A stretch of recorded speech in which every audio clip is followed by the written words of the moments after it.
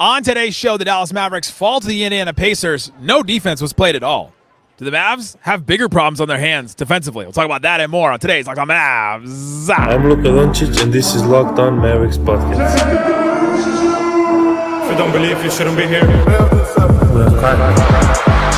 Locked On Mavs. Great, Rusty. Your daily Dallas Mavericks podcast. No one's dying. Part of the Locked On Podcast Network. Amazing. Your team every day. Still can't eat milk.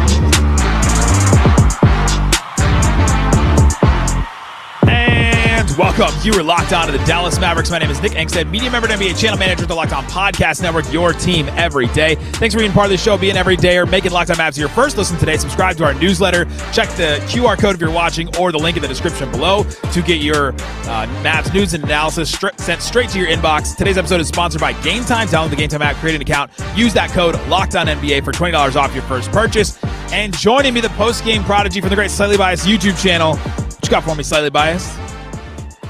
Watching the Mavs play the Pacers is one of God's toughest challenges. It really is. Oh, last verse, same as the first, a little bit louder and a whole lot worse. That's what it felt like. We'll talk about this Mavs versus Pacers game. We'll talk about the Mavs falling. We'll talk about the Mavs playing small. I think the Mavs playing small was an interesting look that we saw a ton in this game. Most of the second half, which I thought was pretty interesting. We'll talk about the Dereck Lively injury, how that affected the Mavericks in this one, and what we know about that. We'll talk about the offense. There's some positives in this game if I'm going to take away anything. So we'll talk about Naji. We'll talk about Klay. We'll talk about a couple things like that. But let's start here, Slightly Biased. The Dallas Mavericks come out and just 130 defensive rating, meaning the Pacers scored 130 points per 100 possessions. There's normally like 100 possessions in a game. So when you allow 134 points, that tracks in this game. Yeah. And it wasn't just that the Pacers were bombing threes and were draining their threes. They shot 40%, 13 of 32, but 32 is not that many threes. The Mavs literally just couldn't defend the paint at all. Did you look at how many points in the paint the Mavs allowed? And everyone at home, play this game with me too.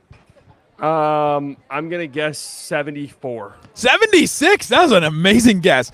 58 was their highest they had let this season against the Rockets. And then the next highest before that was the Jazz, 46. And they allowed 76 points in the paint. Was it just because Lively wasn't out slightly? No.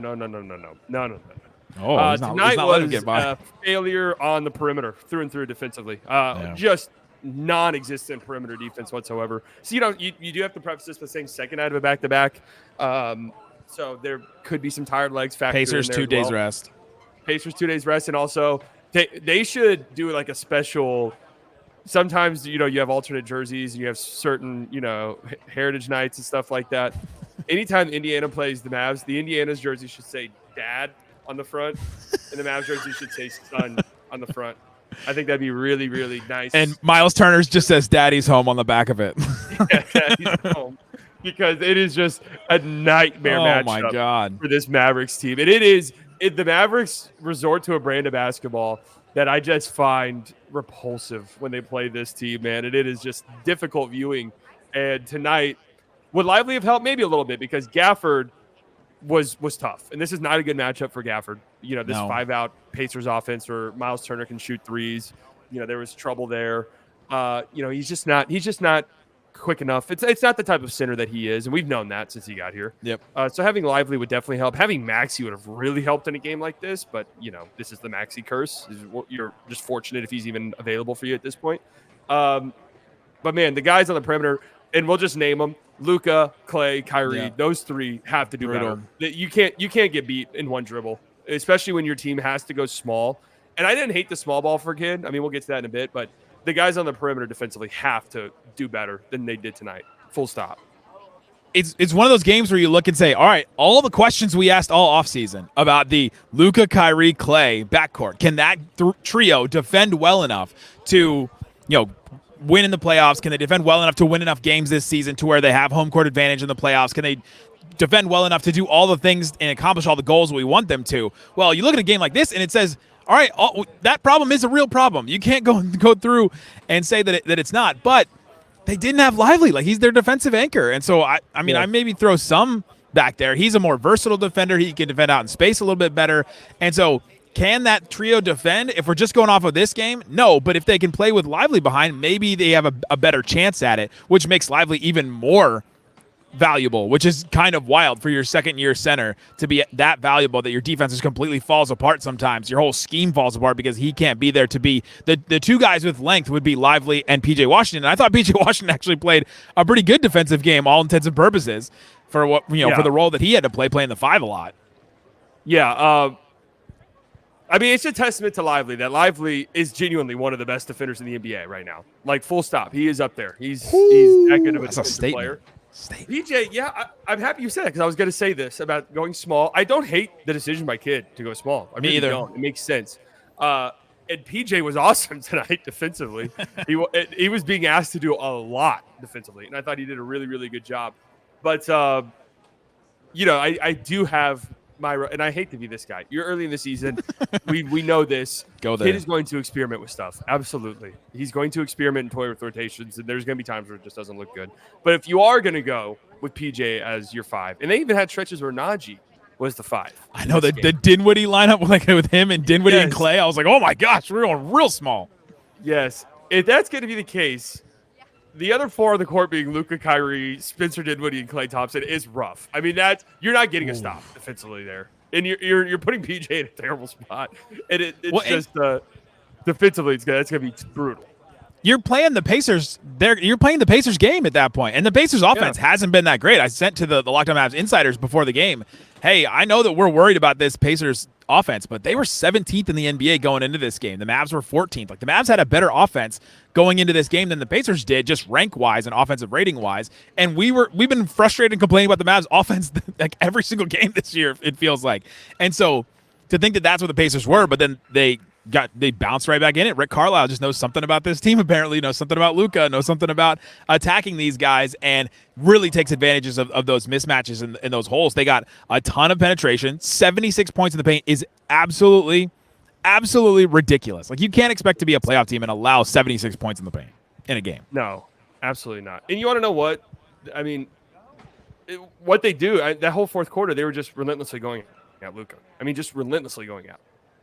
That they were just making a point to target him. And anytime the Mavericks went small, the Pacers would immediately get the ball up the court in 4 seconds and post up Miles Turner, post up Siakam, and just say, if you're going small, we're going to get to the paint. And it was a layup line the entire night. I mean, it is a very frustrating brand of basketball to watch, man. And, yeah, this Pacer team just asserts their will against this Mavs team. The Mavs stoop down to the Pacers level, and they play that brand of basketball. They try to get into these run-and-gun shootouts with this team, and this is not how the Dallas Mavericks were built to win basketball games at all. And I was joking earlier. I was like, if the Pacers were in the West, I would never call the Mavs a contender. I would never do it. Because I would just say, oh, they can't be the Pacers, so it doesn't matter. It's the one team they just don't match. It's like the Timberwolves against the Nuggets. You just don't match up well against that team, and it just isn't going to work for you. I'll take up for Luka because he gave it back to him on the other end. 34 points, 15 assists. Like, he was the engine like we're used to, and he didn't shoot the ball particularly well, 9 of 24, but went to the free throw line 15 times. Scott Foster and his crew, the ref crew, were calling a bunch of things at the rim, which is another reason why the Mavs struggled to defend the paint, is because anytime they tried to meet somebody at the rim for a block, it would be called a foul, and they challenged the first one, and it didn't go their way, and then the rest of the calls didn't go their way either, it felt like. But Luka was taking advantage of the fact that they were giving him the body foul that he always hunts. He hunts that body foul over and over and over again, where he tries to get somebody in the air, pump fake, and then he, gets a foul that way. 15 free throws, he hit 12 of them, 34 points, 15 assists, like only 2 turnovers too. 15 assists, 2 turnovers. That's a Tyrese Halliburton game, which Halliburton had 12 and 2. But Luka gave it back to him on the offensive end, and so defensively the Mavs had a huge problem, but at least they were able to hang for a while offensively. I think I'll take some solace in that. Yeah, no, I mean, I think the Mavs probably lose this game by 25 points last season, like off the rip. Like, definitely before the trades. Before the trades. No, hold on. They played this exact same game last year. How much did they lose that game? They got blown out, and I'm fairly certain that was when we came on and said they should fire Jason Kidd. I'm pretty sure. There was 2 games. There's the February game where Turner had the February game, February 25th. It was 133 to 111. So Yeah, they stuck I'm with them a telling little you, bit. the Mavs, They lost by 20. sticking around probably wouldn't have happened a year ago. So there is some solace there. There is some solace there. But no, Luka was good offensively tonight. I liked his aggressiveness, and I liked him getting to the free throw line. Yeah. So, I mean, there's a lot of good things to talk about offensively. The Mavs are able to get what they wanted to offensively, so we can get into that. But the huge issue this game defensively, they couldn't keep anybody in front of them. They didn't have the rim protection behind them because Lively was out. Gafford couldn't play because he couldn't stick with Miles Turner on the perimeter. Bunch of issues, bunch of things that open up questions for the Mavs going forward. So coming up, let's get into some of the other things we saw in this game, some of the other issues, some of the other reasons why the Mavs were down in this game. And then they had a chance. They had a chance at the end a couple different times. We'll go through some of those and more coming up. I don't believe you shouldn't be here. Today's episode of Locked On Mavs brought to you by Built Rewards. Go and check out, see what is available. Listen up, renters. If you ever feel like you're stuck at the top of this loop of rent payments, I've been there when you're just like, man, I'm not paying into anything. I'm just over and over again, just watching your money vanish into thin air. It's time to turn that rent game around and start earning some serious rewards. So real talk, we've all been there feeling like we're just burning cash on those rent checks. It's frustrating. Built is there breaking ground as neighborhood rewards program that hooks you up with points on your rent every month. You pay rent and watch the Built BILT points roll in. Use points to jet off on a dream vacation. Put your points toward a hotel or hotel stay with 500 airlines and 700,000 hotels. 700,000 hotels. That seems like a lot of hotels. You can use your points to book fitness class studios, redeem them towards future rent payments, all kinds of stuff, just like credit card points. So go check it out. See what is available for you. Earn points by paying rent now when you go to joinbuilt.com, BILT.com/LockedOnNBA. That's joinbilt.com/LockedOnNBA. Make sure that you use the URL so they know that we sent you. Joinbuilt.com/LockedOnNBA to start earning points and redeeming your rent payments today. Also want to tell you about one of my favorites. It's Game Time. Download the Game Time app, create an account, use that code LOCKEDONNBA to get $20 off your first purchase. Game Time has all kinds of different events. You could have gone to this game and watched the Mavericks play some atrocious defense, but watch Naji Marshall put up 20 points and see a lot of other cool things too. So check that out. See what else is available. Cowboys games. I can't imagine the prices are going up for Cowboys games right now. So go see what you have available. You can also use the all-in price feature where you toggle that on, turn on the all-in pricing and see exactly what you're going to pay at checkout right there at the beginning. Love that. See the views from your seat. Take the guesswork out of buying tickets with Game Time Picks. Download the Game Time app, create an account, use that code LOCKEDONNBA for $20 off your first purchase. Terms apply. Again, create an account, redeem that code LOCKEDONNBA for $20 off. Download Game Time today. What time is it? It's game time. Shut it down! Let's go home!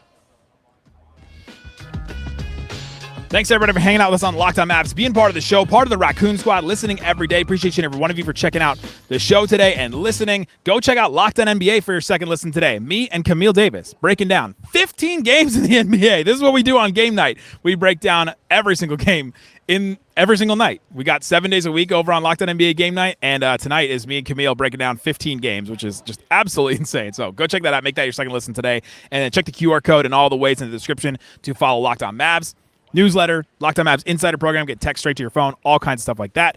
All right, Slightly, let's talk about this game. Mavs came out, and they struggled early. Another slow start for the Mavericks. They were down 2-15 to start this game. What do we take from these slow starts from the Mavs? God, I really don't know. It's 7 games into the season, and they've started slow in 6 of them, and they've been doubled up in the first quarter in most of them. Like been down double digits early and having to claw your way out of that. I think it's part of it's a symptom of Luka not being good in the first quarter to start the season. He was good this year, or good tonight and fine last night in the first quarter, or really good last night in the first quarter and okay tonight in the first quarter. But I think that's part of it. I think part of it is trying to figure out who you're going to be offensively. I don't think this team has an identity currently offensively. It's a lot of isolation ball with Luka. Yeah. It's a lot of pick and roll stuff. I think they need to figure out ways to get Klay going. And we saw this first play of the second half was literally Klay Thompson, you're shooting a 3. And it was a contested hand in the face 3, but he made it. But it was clear and obvious that it was hey, we need to get you going and shoot a 3. So they read Twitter at halftime. That to me kind of shows that they know internally, like, we got to get Klay like some more looks. We have to like maybe try to open up his offensive game. Because right now the offense just feels slow and sluggish to start games. I think part of that's a symptom of this starting five needs a shakeup. I don't like the starting five as a group. We talked about it since before the season even started, that this doesn't even make sense as a starting five, in my opinion. But yeah, I don't know. It's frustrating, and it's kind of who this Mavs team is. They come out slow, whether that's in a season, in a game, in a playoff series.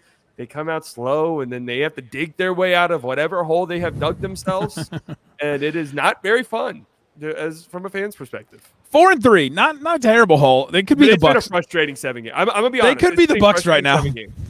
True, but it's been a frustrating 7 games. We want this team to be a top contending for team. Sure, They've lost for sure. 2 games at home where they were at least 5-point favorites so far in the Pacers and the Rockets. So those are games you have to win. I mean, full stop. If you want to be the team, Luka wants to win MVP, you have to win these games.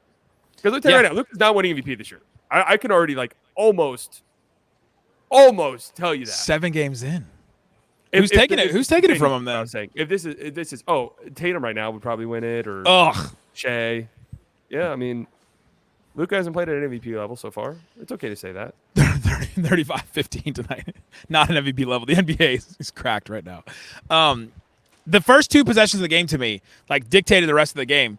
Quick 3 by Indiana. Just Mavs not set, not paying attention, caught flat-footed. Pacers get up a 3, and then a backdoor cut wide open at the rim, and you go, oh, is this the kind of defense we're going to get from this Mavs team that just isn't connected, isn't together? And then they took that to the rest of that stretch, and we're down 2-15 when Dallas took their first time out, and the Mavs were 0-5 from the field. The Pacers were 5 of 8 from the field, just getting a bunch of easy shots. And yeah, the Mavs were just slow. They're slow coming out the gate. They're slow again. Lively wasn't playing in this game. He was out with the shoulder sprain that he had that happened before the game apparently. But they couldn't make that move. They couldn't make that change. But I don't know. I said all offseason that I thought at some point that the Mavs would have to make the move Naji for Klay and make that move in the starting 5. And to me, I think that gets you a little bit better defensively with P.J. and Naji as your 2 wings to start the game. Luka and Kyrie doing their thing. Luka hopefully doing his thing in the first quarter. You get enough offense. Then all of a sudden Klay comes off to Klay and Lively come off the bench, and all of a sudden you're like, oh, we just brought in a whole lot of offense at that point. But I don't know. It's again another one of those things where you're like, all right, this team, if they want to be all the things that you just said, Luka MVP, one of the top teams in the NBA, one of the top teams in the West, home court advantage in the West, you've got to be able to come out and play different styles and be able to play different ways and be able to defend a team like this. And they just did not. No, man. And no matter who was playing.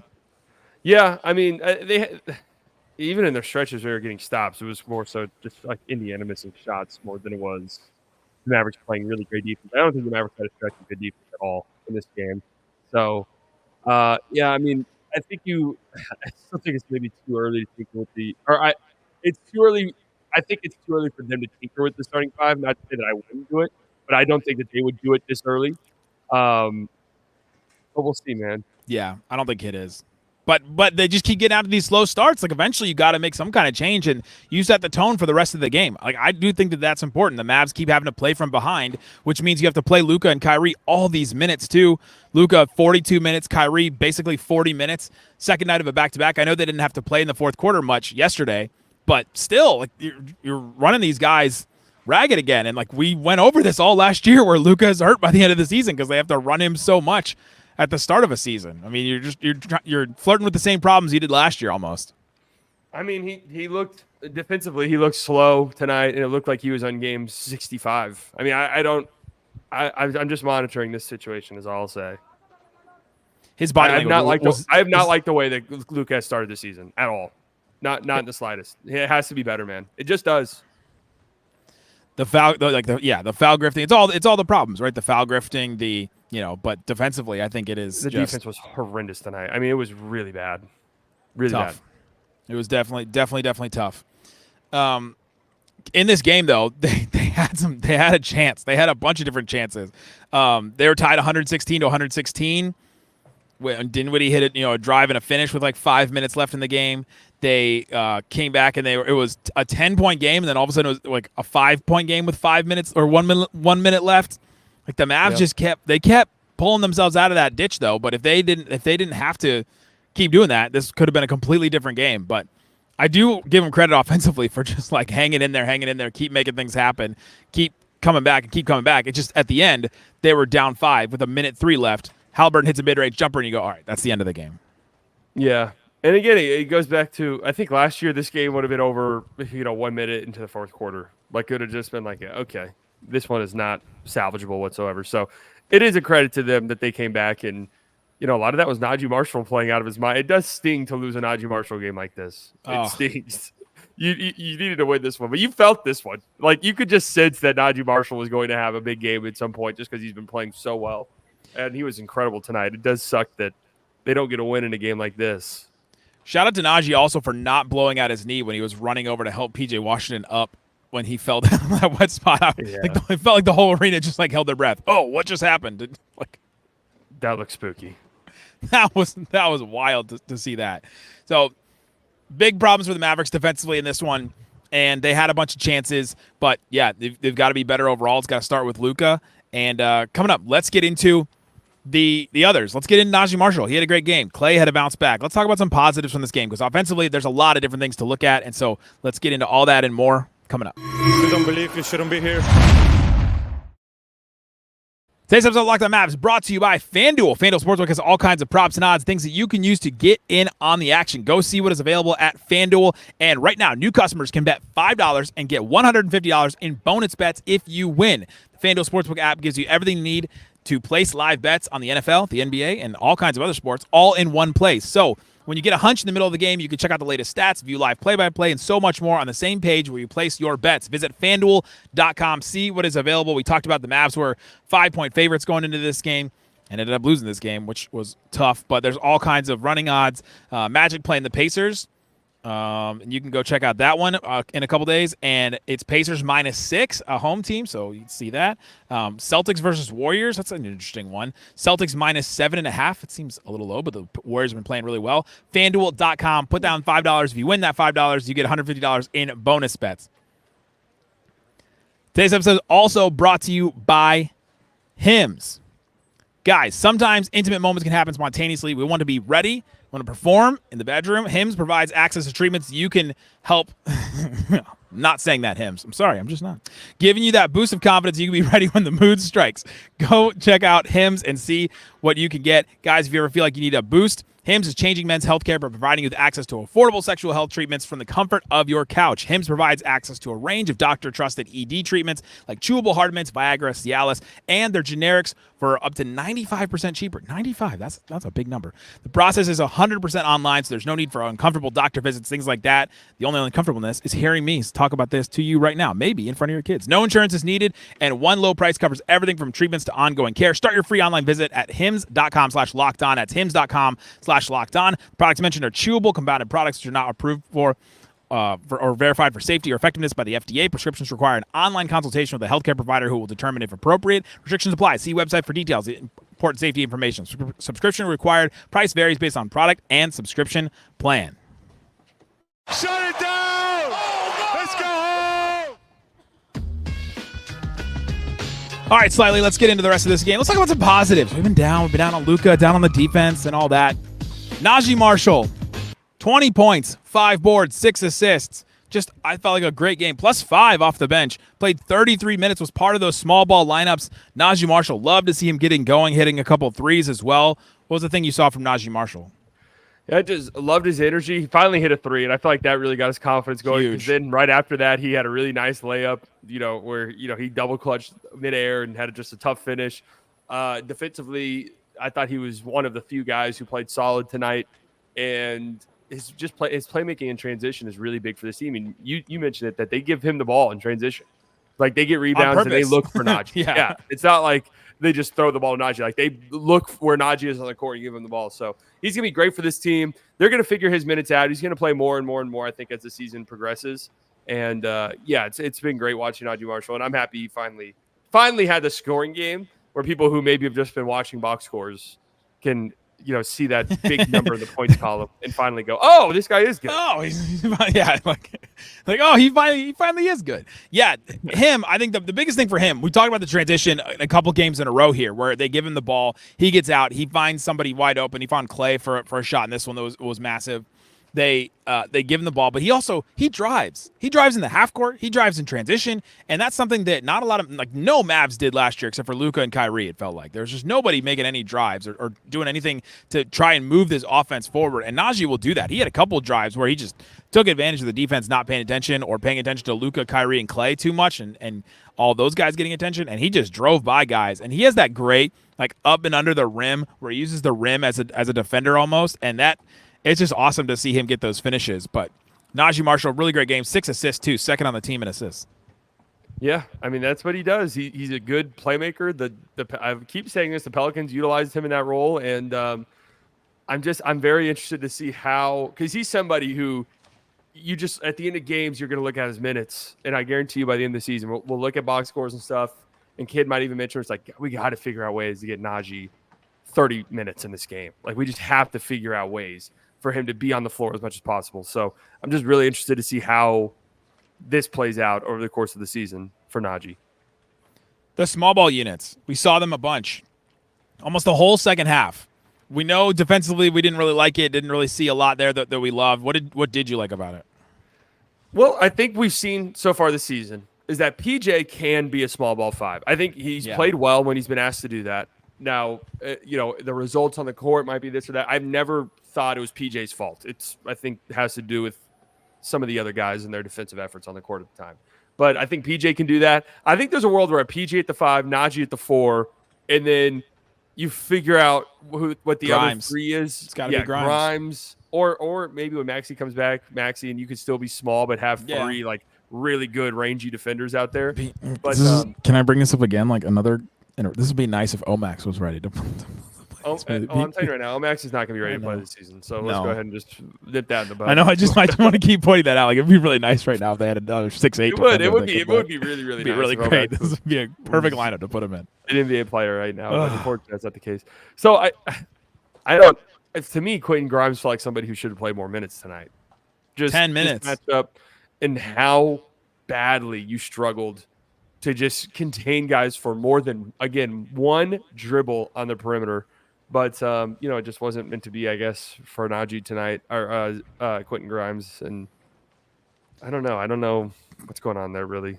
Do you think that kids saw the Dwight Powell minutes in the first quarter and went, you know what? I think I'm going to go small the rest of the game. Well, that would have been shocking because I thought his minutes were good. Yeah, he was a +6. He played 7 minutes. He was actually okay. I thought he did a pretty good job, and I'm kind of surprised we did not see him again. But I think in a lot of ways, Kid was probably toying with some stuff down the stretch. Yeah. All right, let's be honest. Wanted to see it. Dwight Powell is not Dwight Powell would only be getting minutes tonight because Lively's out. He's not somebody who, in a big moment, in a big game, is going to be on the court for us ever, unless there's major injuries, knock on wood. PJ at the 5 is somebody who, there could be stretches in the regular season or in the postseason even where we want that. Or Naji at the 5 where we want that. So let's toy with some of this stuff now and figure it out. And, that's just how early season NBA is. Klay, bounce back game shooting, 16 points, 4 of 8 from 3 assists for him as well, and hit this little shot where he drove into the paint a little bit, the little Kobe floater, the turnaround fadeaway shot, and Luka was loving that one after he hit that shot. He was fist pumping all the way back.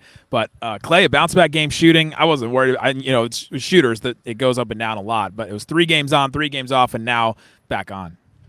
Yeah, I definitely feel I still feel like they need to get him going earlier in games and just run some stuff for him because there is times where the offense was fine tonight, but there are times where it stagnates and is a little bit ugly to watch, where it's just if you just have a go-to action where Klay's on the court where, hey, the offense is kind of stalling here, let's just run a pin down for Klay or something and just get something moving offensively. That would be nice to see. But, yeah, Klay hit some shots tonight, and, I thought he played a good game. It's almost like they don't want to show too much. It's like we don't want to spam the same plays over and over again, and we want to hold on to some of them. We've got Luka and Kyrie that could just ISO and do this. We don't want to just run too much too soon because teams already have figured out that inbounds play we talked about 3 or 4 games in a row where Klay comes off that screen. So I don't know. It does feel like that when you talk about getting Klay, getting Klay ready or getting Klay more touches early. Yeah, definitely. I mean, teams are shutting that off. If you watch Klay, it's not like it's Klay's open. Why are they not passing the ball to him? They are shutting that off. They're not helping off of him. So that does open up things for your offense. But it would be nice to sort of reward that, I think, early in games. But, he's still got his shots tonight, so it evened out. After tonight, are you going to eat crow on Spencer Dinwiddie? 14 points. 6 of 8 from the field. Couple of good buckets. Yeah, good. Waved off good. Luka, Kyrie, and Klay on a possession. It went to the rim and got a finish. Wow, that one I was cracking up. I think it's a sneaky problem for the Mavs. I think they need Exum back. I don't like their backup guard rotation. He would be another player to play in the small ball lineup too, Exum. Yeah, absolutely. I think this guard rotation is struggling to get going. Defensively, for sure. Even though Spence, the defense is really kind of killing this group. For sure. Like this group of two, because Grimes is out, I guess, early on at least. To my dismay. I mean, Hardy's just a straight DNP tonight. Nothing. No Hardy at all. In a game with no defense. Yeah, I mean. 76 points in the paint. Yeah, you might wonder, could it have been worse if Hardy was out there? The answer might surprise you. Absolutely true. Absolutely true. There you go. Guys, thanks for hanging out with us on the postgame show. Slightly and I will have postgames for you all season long. Isaac will be jumping in to make the 3-man weave every once in a while. Check out the QR code for different ways that you can subscribe to the show, different ways that you can follow us on email. You can get the newsletter sent straight to your inbox. Stuff from us, stuff from the NBA. Katie Heindel writing a good piece there every single day. Great stuff all the time sent to your inbox. You can also get text straight to your phone about the Mavs from me and Isaac. Subscribe to the Locked On Mavs Insiders. Guys, check out everything we have available there. Thanks so much for hanging out with us on Locked On Mavs. We'll be back tomorrow. Thanks so much for listening to Locked On Mavs. Peace out. Boom! Please, is Lively okay?